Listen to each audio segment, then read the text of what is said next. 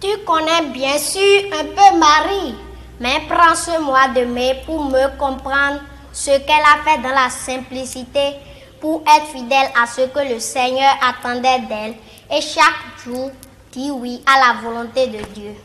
Bonjour à tous, merci de rester fidèle à votre chapelet, à votre rosaire de tous les jours. Frère Robin, bonjour. Grand-père Alain Fabi, bon travail. Merci. Nous sommes au service de la Vierge Marie, c'est elle qui nous envoie en mission. Mais frère Robin, si j'étais une femme, j'aurais été un peu jalouse. Parce que de toutes les femmes, c'est elle seule, ça dit que cette marque-là, cette particularité, bénie entre toutes les femmes. Ça veut dire que de toutes les femmes, c'est elle qui est la première.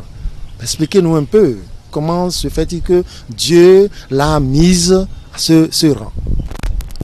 Pour le fait que la Vierge Marie soit reconnue, décelée entre toutes les femmes comme celle qui peut porter le Fils de Dieu, il nous faut reconnaître que cette grâce, déjà depuis les dispositions divines en elle, cette grâce est unique.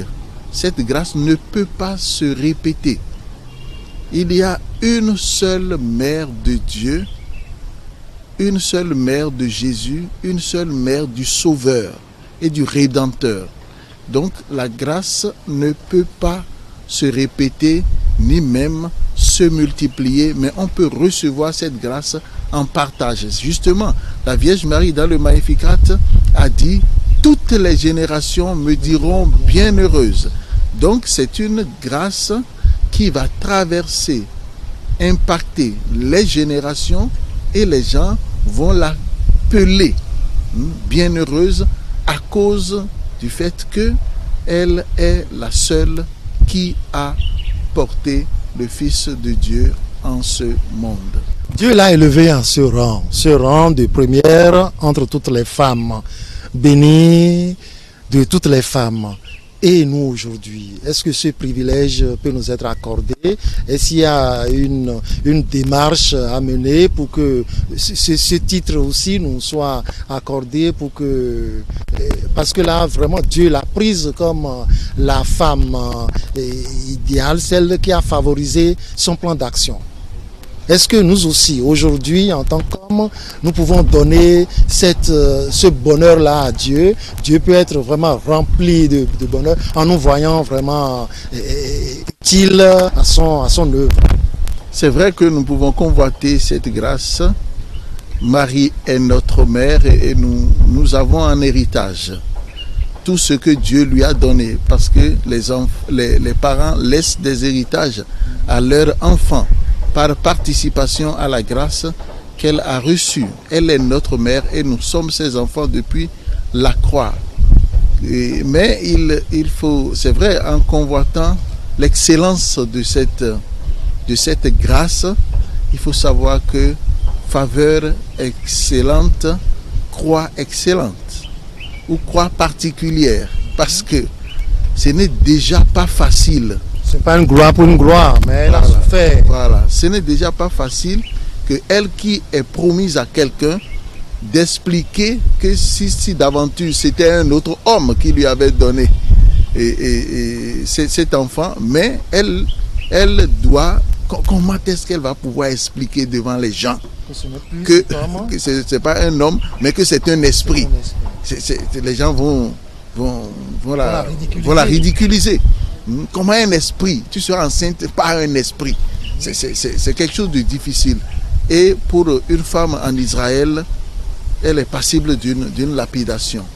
Donc, la Vierge Marie, faveur unique, mais cela a été très onéreux pour elle. Croix exceptionnelle. Croix exceptionnelle. Donc, toutes les faveurs de Dieu s'accompagnent toujours parce qu'il y a une part de mérite. Et nous sommes cette dignité de la Vierge Marie en tant que fils et filles de Marie, cela se déverse certainement sur nous et nous participons à cette dignité de mère, de la mère de Dieu. Voilà. Mais on a remarqué que, mais en aucun cas, elle n'a eu envie de rebrousser chemin. Ben, malgré cette croix, c'est vrai, elle-même se reconnaît comme la femme, la première de toutes les femmes, bénie entre les femmes. Elle a été comblée de grâce, mais elle a aussi, comme vous le dites tantôt, elle a subi une croix vraiment exceptionnelle. Mais en aucun cas, on l'a vu dire, bon, je n'en peux plus. Et la persévérance de la Vierge Marie est unique. Certainement, c'est une grâce de Dieu aussi. Mais cette ténacité aux côtés de son Fils jusqu'à la mort, c'est une grâce de la Vierge Marie de telle manière que elle veut aller jusqu'au bout. Voilà, jusqu'au bout. Aucune croix, aucune difficulté ne la décourage. Et elle est restée aux côtés de son Fils jusqu'au bout. C'est justement ça aussi que nous devons apprendre de la Vierge Marie. Parce que grâce unique, grâce particulière, croix particulière. Et les deux vont toujours ensemble. Et ça, la Vierge Marie peut nous obtenir cette grâce dans nos difficultés pour que ce que Dieu a déposé en nous, ce dont nous aussi nous sommes enceinte, c'est-à-dire la grâce que Dieu, particulière que Dieu a donnée à chacun de nous, que nous puissions porter cela à manifestation. Une grâce qui doit engendrer quelque chose. Voilà, une grâce qui doit engendrer quelque chose, mais c'est d'abord nous qui devons accoucher cette grâce pour qu'il y ait la révélation du Fils de Dieu et la révélation des fils de Dieu, parce que le monde attend, dit Saint Paul, avec des gémissements, la révélation des fils de Dieu. Chacun de nous a sa grâce, et pour accoucher cette grâce, pour donner cette grâce à ce monde, nous ne devons pas nous décourager. La persévérance est vraiment, la persévérance jusqu'au bout est à apprendre auprès de la Vierge Marie. Merci frère Robin. Chacun de nous devra accoucher. Une merveille pour l'humanité. Alors Dieu attend que nous accueillions cette grâce pour que à l'accouchement ce soit quelque chose de grandiose pour l'humanité. Bonne journée à vous tous. Mon frère, ma soeur, mon rosaire de ce jour apportera d'abondantes bénédictions à l'humanité.